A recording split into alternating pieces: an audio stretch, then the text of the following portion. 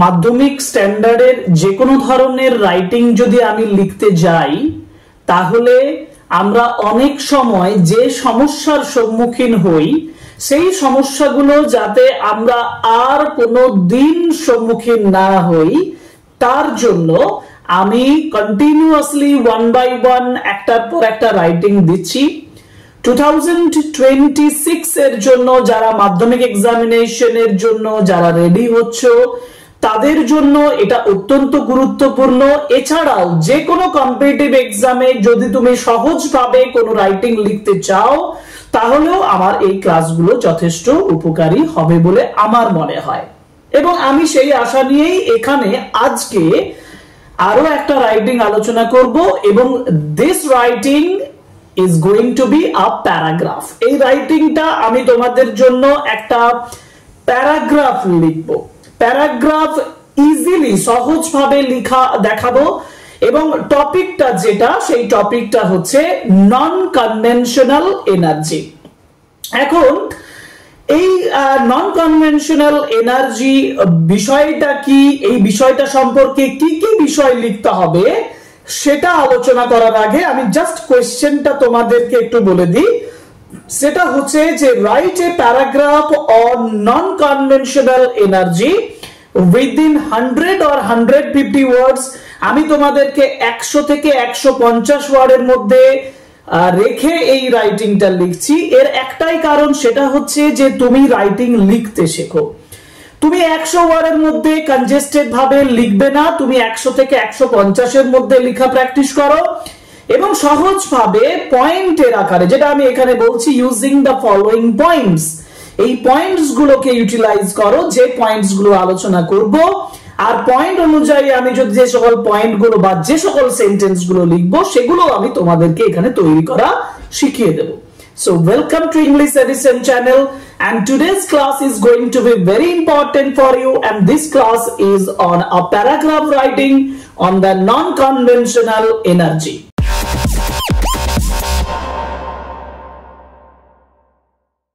কোয়েশ্চেনটা দেখো, কোয়েশ্চেনটাতে বলেছে write a paragraph on non conventional energy. আমার যেটা সব থেকে আগে প্রয়োজন সেটা হচ্ছে যে নন কনভেনশনাল এনার্জি বলতে তুমি কি বোঝো। দেখো, কনভেনশনাল মানে হচ্ছে গতানুগতিক, বা যেটা এতদিন হয়ে আসছে, আমরা এটাকে বাংলায় বলি প্রচলিত। অর্থাৎ কনভেনশনাল এনার্জি মানে হচ্ছে শক্তি, প্রচলিত শক্তি, কিন্তু নন কনভেনশনাল মানে হচ্ছে অপ্রচলিত শক্তি। এটা একটা জিওগ্রাফিক্যাল টার্ম, ভৌগোলিক একটা বিষয়। আমরা অন্য দিক থেকে বলতে পারি, সায়েন্টিফিক টার্মও বলতে পারি। যদিও নন কনভেনশনাল এনার্জিটা সম্পূর্ণভাবে সায়েন্স টপিকের মধ্যেই ইনক্লুডেড। যাই হোক, সায়েন্স হোক, জিওগ্রাফি হোক, আমাকে তো ইংলিশ একটা প্যারাগ্রাফ লিখতে হবে না। তো এখানে আমি কিছু পয়েন্টস তোমাদেরকে জন্য রেডি করেছি, যে পয়েন্টগুলো একটু আলোচনা করি। নন কনভেনশনাল এনার্জি সম্পর্কে কি বোঝায় সেটা বলি, তারপর ওখান থেকে কি কি লিখতে হবে বা কি কি সেন্টেন্স লিখবো সেগুলো বলবো।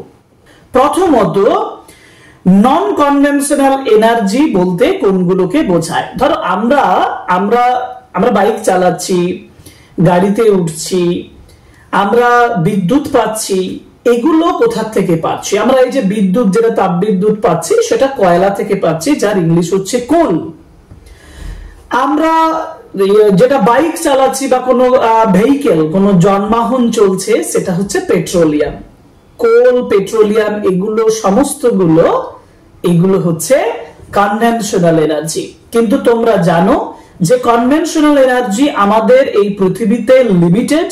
সেই লিমিটেড কনভেনশনাল এনার্জিটা লিমিটেড হওয়ার জন্য আমাদের মধ্যে যে ভয়টা তৈরি হয়েছে, সেটা হচ্ছে যে এটা শেষ হয়ে যেতে পারে। তাহলে কনভেনশনাল এনার্জি গুলো শেষ হয়ে গেলে কি আমাদের পৃথিবীও শেষ হয়ে যাবে? হয়ে যেতে পারে। তাহলে আমাকে বিজ্ঞান বলছে যে আমরা কিছু তৈরি করার চেষ্টা করছি, কিছু অল্টারনেট ওয়ে ভাবার চেষ্টা করছি, যেগুলো কনভেনশনাল এনার্জি গুলোকে প্রতিস্থাপন করবে, তাদের কাজগুলো করে দেবে, আমাদের নিয়মিত জীবনটাকে কন্টিনিউয়েশন করবে, তাই না? এবং সেই এনার্জি গুলোই হচ্ছে নন কনভেনশনাল এনার্জি। কোনগুলো? যেমন এখন বর্তমানে সৌরশক্তি, যেটাকে আমরা ইংলিশে বলি সোলার এনার্জি। আমরা নাম্বার 2 যেটা বলি যেমন বায়ু শক্তি, যেটা উইন্ড এনার্জি, উইন্ড মিল, বায়ু কলের মাধ্যমে তৈরি করার চেষ্টা করা হচ্ছে। আমরা ওয়াটার কনজারভেশন করে হাইড্রো পাওয়ার, জলবিদ্যুৎটাকে ব্যবহার করার চেষ্টা করছি। আমরা টাইডাল পাওয়ার অর্থাৎ জোয়ার ভাটার শক্তিটাকে ব্যবহার করার চেষ্টা করছি। This are non conventional energy. এখন আরো একটা টপিক চলে আসে, সেটা হচ্ছে কনভেনশনাল এনার্জি এবং নন কনভেনশনাল এনার্জির মধ্যে পার্থক্য যেটা তৈরি করে দেয় সেটা হচ্ছে অ্যাডভান্টেজ গুলো। অ্যাডভান্টেজ কোনগুলো? অ্যাডভান্টেজ মানে সুবিধা। সুবিধা হচ্ছে pollution free number 1, number 1 cost effective. Cost effective মানে অল্প খরচে পাওয়া যায়। এই টপিক গুলোকে যদি আমি পরপর সেন্টেন্সের আকারে লিখি তাহলে আমার একটা সুন্দর রাইটিং হয়ে যায়। আমার পয়েন্টস গুলো ফলো করি তাহলে দেখবে আরো সহজভাবে তুমি বুঝতে পারবে। আমি প্রথমে তোমাদেরকে বলেছি তুমি ইন্ট্রোডাকশন দাও, অর্থাৎ তুমি একটা প্রাথমিক সেন্টেন্স লেখো, যে ইন্ট্রোডাকশনে তুমি কনভেনশনাল নন কনভেনশনাল এই দুটো জিনিসকে একটু ব্যাখ্যা করো। জাস্ট সিম্পল 1 to 2 সেন্টেন্স লিখবো এবং এটাকে ব্যাখ্যা করে দেব। সেকেন্ড যে বিষয়টা আমি যেটা বলতে গিয়েই বললাম যে এনার্জি ক্রাইসিস, মানে এই এনার্জিটা, যে কনভেনশনাল এনার্জিটা আমরা ব্যবহার করছি সেটা হয়তো ক্রাইসিস হতে পারে। ক্রাইসিস হচ্ছে, তাহলে ক্রাইসিস মানে কি? ক্রাইসিস মানে অভাব, এর অভাব তৈরি হতে পারে। সেই এনার্জি ক্রাইসিসের কথা আমাকে বলতে হবে। Number 3 running out of conventional sources, যেটা আমরা বললাম কনভেনশনাল সোর্স গুলো শেষ হয়ে যাচ্ছে, এই সম্পর্কে লিখতে হবে। কিন্তু সলিউশন লিখতে হবে। সলিউশন মানে কি? সমাধান লিখবো, যে কিভাবে এটার সমাধান হয়। সমাধানের পথটা হচ্ছে নন কনভেনশনাল এনার্জি।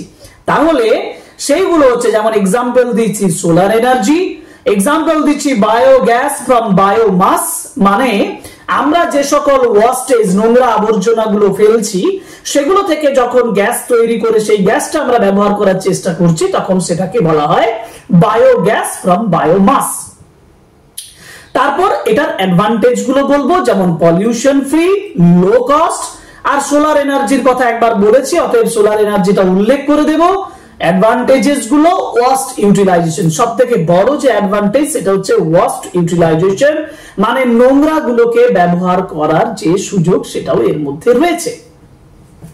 ক্লিয়ার হলো? পয়েন্টস বলে দিয়েছি।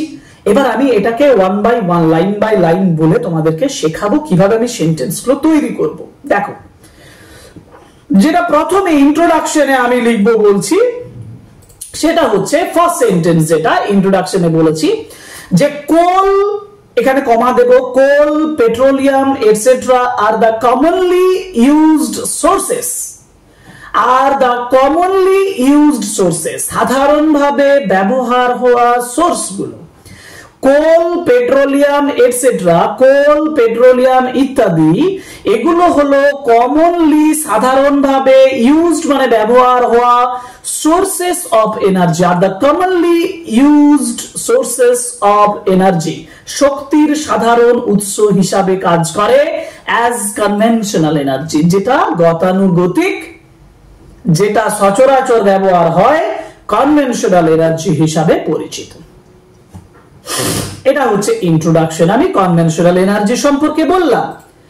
কনভেনশনাল এনার্জি সম্পর্কে বলার পরে আমি যে সেন্টেন্সটা লিখবো সেটা হচ্ছে, সেটা কি না, but we have already faced energy crisis of conventional energies.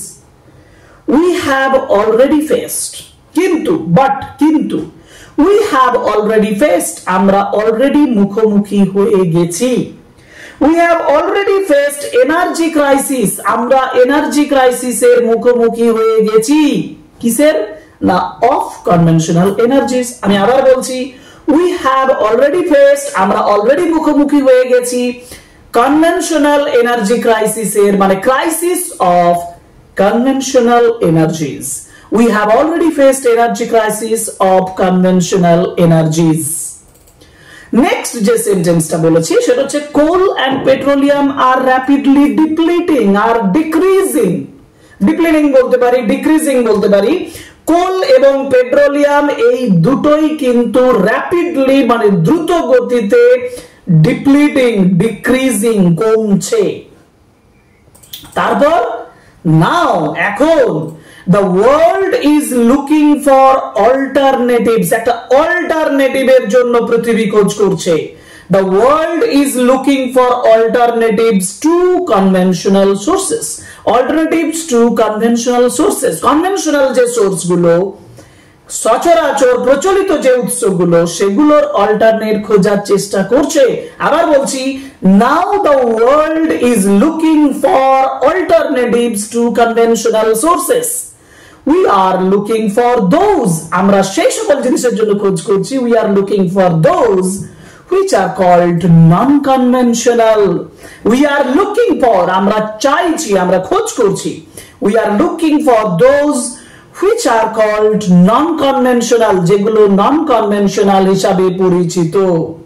Okay okay, non-conventional energy sources offer a sustainable solution, একটা নির্ভরযোগ্য দীর্ঘস্থায়ী একটা সলিউশন দেবে, সাস্টেনেবল একটা সলিউশন দেয় নন কনভেনশনাল এনার্জি।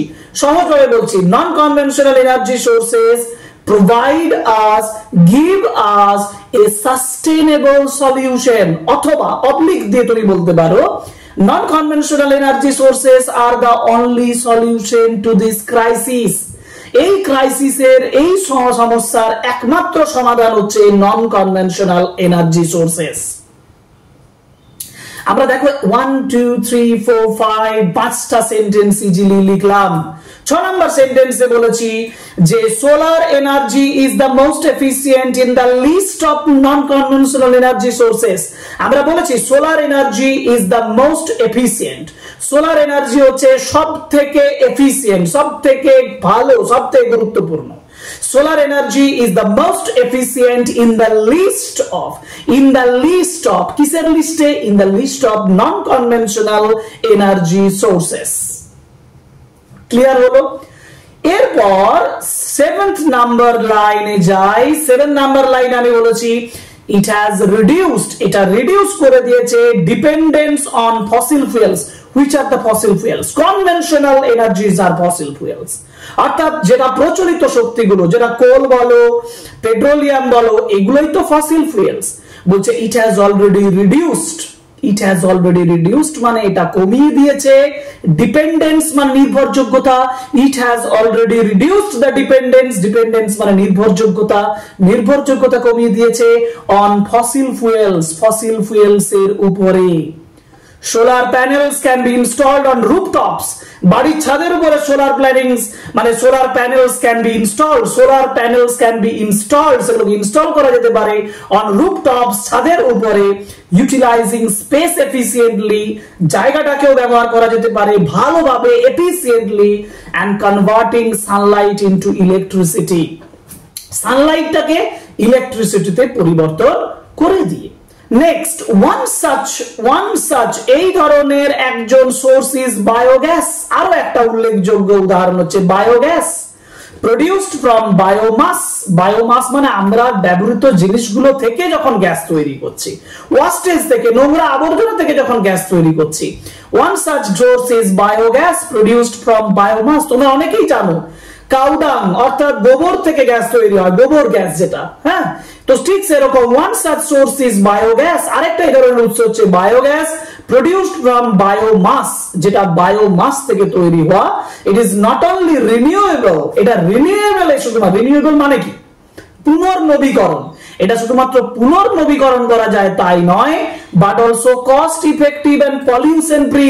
এটা কস্ট ইফেক্টিভ, অনেক কম মূল্যের, এন্ড পলিউশন ফ্রি, দূষণ মুক্ত। আবার বলছি, ওয়ান সাচ সোর্স, আরেকটা উদাহরণ দিচ্ছি সোলার এনার্জির পরে। One such source is biogas produced from biomass. It is not only renewable but also cost effective and pollution free. এর পরের সেন্টেন্স, সায়েন্টিস্ট আর ট্রাইং, বিজ্ঞানীরা চেষ্টা করছেন, are trying to use hydro power, জলবিদ্যুৎ তৈরি করে ব্যবহার করার চেষ্টা করছেন, উইন্ড পাওয়ার, বায়ু শক্তিকে ব্যবহার করার চেষ্টা করছেন, and even tidal power as alternatives. These are also non-conventional energies. So scientists are trying to use hydropower, সায়েন্টিস্টরা হাইড্রোপাওয়ার ব্যবহার করার চেষ্টা করছেন, হাইড্রো পাওয়ার মানে জলবিদ্যুৎ, উইন্ড পাওয়ার মানে বায়ু শক্তি, এবং টাইডাল পাওয়ার মানে হচ্ছে জোয়ার ভাটা শক্তি। এগুলোকে অল্টারনেটিভ হিসাবে scientist are trying to use. Next sentence, this renewable, এই যে পুনর্নবীকরণ করা যে সোর্সগুলো, উৎসগুলো, রিডিউস পলিউশন, পলিউশনটাকে কমিয়ে দেয়, they are of lower energy cost, এগুলো লোয়ার এনার্জি কস্টের মানে অল্প মূল্যর দাম, মানে খরচা কম পড়ে, lower energy cost, and they promote waste utilisation. যে পয়েন্টগুলো আমার লাস্টে ছিল দেখো, ওয়াস্ট ইউটিলাইজেশন মানে নোংরা আবর্জনা ব্যবহার করা যেতে পারে এগুলোর মাধ্যমে। এবং ফাইনালি যে সেন্টেন্সটা লিখবো, সুতরাং so non conventional energy, so by non conventional energy we can ensure, আমরা নিশ্চিত করতে পারি, এনসিওর মানে নিশ্চিত করা, we can ensure a sustainable future, একটা নির্ভরযোগ্য, দীর্ঘকালীন নির্ভরযোগ্য একটা ফিউচার, ভবিষ্যৎ আশা করতে পারি। As we have the growing energy demands of the world, growing means increasing, যেহেতু আমাদের ইনক্রিজিং এনার্জি ডিমান্ড রয়েছে অফ দ্য ওয়ার্ল্ড, এই পৃথিবীর। 11 সেন্টেন্স, 11টা সেন্টেন্স লিখেছি। 11টা সেন্টেন্স তুমি পরপর খাতায় নোট করো, পয়েন্ট বাই পয়েন্ট যেগুলো আমি বুঝিয়েছি সেগুলো বুঝে বুঝে লেখো। তোমার নন কনভেনশনাল এনার্জির উপরে যে প্যারাগ্রাফ সেটা রেডি হয়ে যাবে। এই সেন্টেন্সগুলো তুমি পরপর সাজালেই তোমার নন কনভেনশনাল এনার্জির উপরে যে ইম্পর্টেন্ট প্যারাগ্রাফ সেটা কমপ্লিট হয়ে যায়। এবং সেই মতন করে আমিও সাজিয়ে নিয়েছি দেখো, নন কনভেনশনাল এনার্জির উপরে আমি টাইটেল দিয়েছি, প্যারাগ্রাফের টাইটেল দেওয়ার পরে পুরো যা যা বিষয়গুলো আমি তোমাদেরকে পড়ালাম সেগুলো পরপর সাজিয়ে নিয়েছি। সাজিয়ে দেখো একটি সুন্দর প্যারাগ্রাফ তৈরি করেছি, এবং this is the final paragraph on the non conventional energy. সুতরাং পয়েন্ট অনুযায়ী আমি যদি একটা প্যারাগ্রাফ ভাবনা চিন্তা করে থটটাকে এক্সপ্লেন করে লিখতে পারি, তাহলে প্যারাগ্রাফ লেখাও আমার ক্ষেত্রে এমন কোনো জটিল বিষয় নয়। এটা তোমরা এই ক্লাসটা করার পরে বুঝতে পারলে। আশা করি তোমাদের এই ক্লাসটা যথেষ্ট ভালো লেগেছে। যদি ভালো লেগেছে তাহলে কমেন্ট বক্সের মাধ্যমে তোমাদের যে প্রম্পট রিপ্লাই আমার প্রয়োজন, আর যদি তোমাদের কোনো রাইটিং এর প্রয়োজন হয় সেটাও তোমরা ওখানে রিকোয়েস্ট করতে পারো। আমি যতটা সম্ভব চেষ্টা করব। আমাদের Telegram channel, official Telegram channel আছে, সেই টেলিগ্রাম চ্যানেলে জয়েন হয়ে যাও। তোমরা এখানে কমেন্ট করবে, আমি টেলিগ্রাম চ্যানেলের মাধ্যমে সেখানে আনসার দেব, এই গ্যারান্টিটা আমি তোমাদেরকে দিচ্ছি। যাই হোক, তোমরা যারা রাইটিং শিখছো তাদের পক্ষে এই ক্লাসগুলো যথেষ্ট গুরুত্বপূর্ণ হবে বলে আমি আশা রাখি। এবং এই ক্লাসটা শেষ করার আগে আবার অন্যান্য ক্লাসের মতন রিকোয়েস্ট করব, please subscribe the channel, like, comment and share our videos. Thank you very much. Good bye.